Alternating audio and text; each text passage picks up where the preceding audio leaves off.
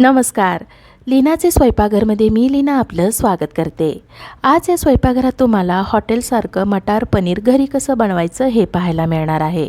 चला तर मग आजच्या या रेसिपीला सुरुवात करूयात. मटार पनीर बनवण्यासाठी पहिल्यांदा आपण वाटाणे भाजून घेणार आहोत. पॅनमध्ये वाटाणे भाजण्यापुरतं अर्धा पळी तेल घालूयात.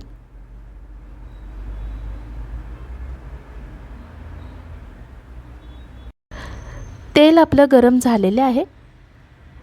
इथे मी 1 वाटी ताजे वाटाणे घेतलेले आहेत.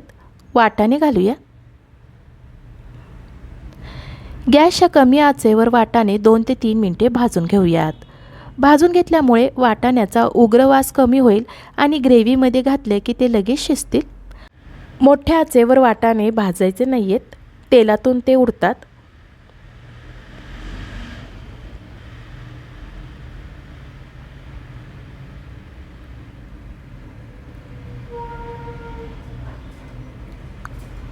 वाटाणे आपले आता भाजून झालेले आहेत. एका ताटामध्ये काढूयात.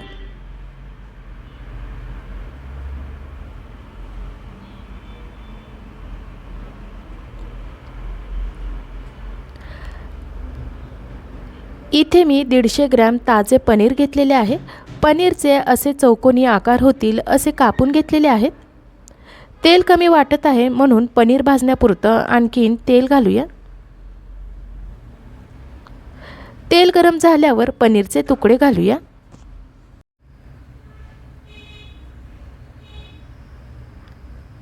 गॅस आज मध्यम करून पनीरचे तुकडे दोन्ही बाजूने हलका सोनेरी रंग येईपर्यंत भाजून घेऊयात.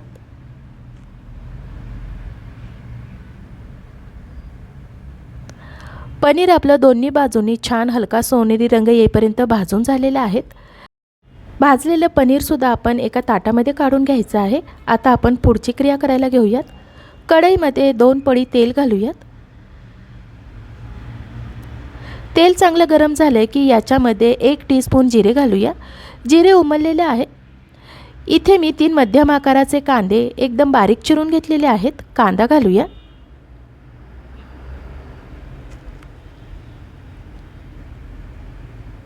गॅसच्या मध्यम आचेवर कांदा हलका सोनेरी रंग येईपर्यंत भाजून घेऊयात. 7 ते 8 मिनिटे झाल्यानंतर कांद्याला हलका सोनेरी रंग आलेला आहे. इथे मी 1 इंच आले आणि 7 ते 8 लसूण पाकळ्या खलबत्त्यात छान कुटून घेतलेला आहे. आले लसणाची पेस्ट घालूया.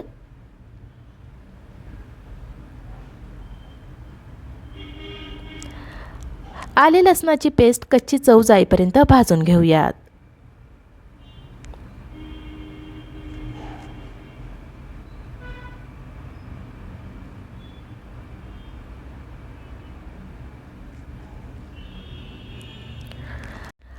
आले लसूणची पेस्ट आपली भाजून झालेली आहे.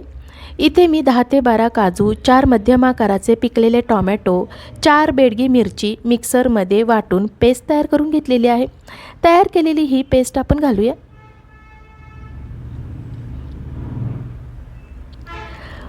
पेस्ट आपण तेल सुटेपर्यंत छान भाजून घेऊयात. काजू घातल्यामुळे ग्रेव्ही दाट येईलच आणि मिळून पण येते. 5 ते 7 मिनिटे झाल्यावर पेस्ट आपली तेल सुटेपर्यंत छान भाजून झालेली आहे. आता याच्यामध्ये आपण बाकीचे मसाले घालूया.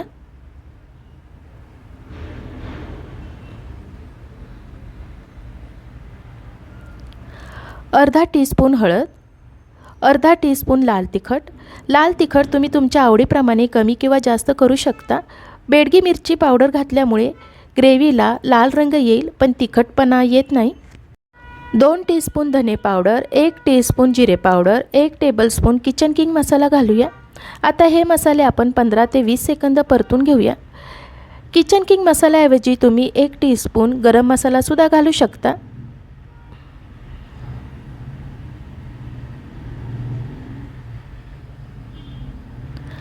मसाले आपले आता परतून झालेले आहेत. याच्यामध्ये आता भाजून घेतलेले वाटाणे घालूयात.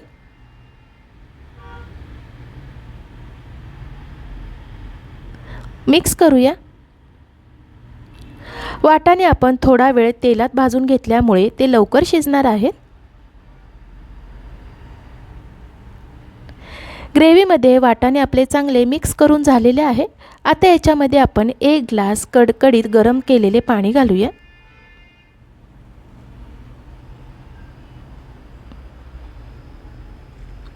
गरम पाणी घातल्यामुळे ग्रेव्हीला कट सुरेख येईल आणि चवही छान येईल।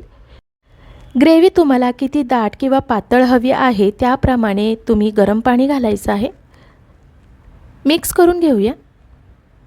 मिक्स करून झाल्यानंतर याच्यामध्ये चवीनुसार मीठ घालूया। वाटाणे मऊ होण्यासाठी आता याच्यावर आपण झाकण ठेवायचं आहे। 5 ते 7 मिनिटे झाल्यावर झाकण काढूया। ग्रेव्हीला खळखळून उकळी आलेली आहे। पनीरचे तुकडे घालूया। मिक्स करूया।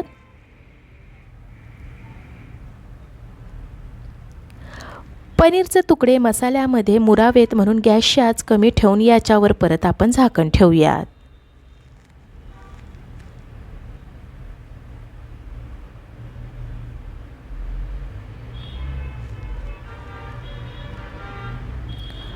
पाच मिनिटे झालेली आहेत। झाकण काढूयात। सगळ्यात शेवटी 1 चमचा कसुरी मेथी घेतलेली आहे। कसुरी मेथी हातावर चुरून घालायची आहे। कसुरी मेथी घातल्यामुळे मटार पनीरला चव छान येते। मिक्स करून घेऊया।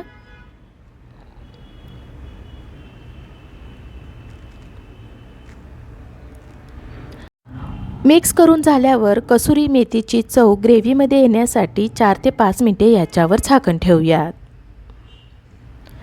5 मिनिटे झालेली आहेत। झाकण काढूया। मटार पनीर आपलं सुंदर दिसतंय। गॅस बंद करूयात।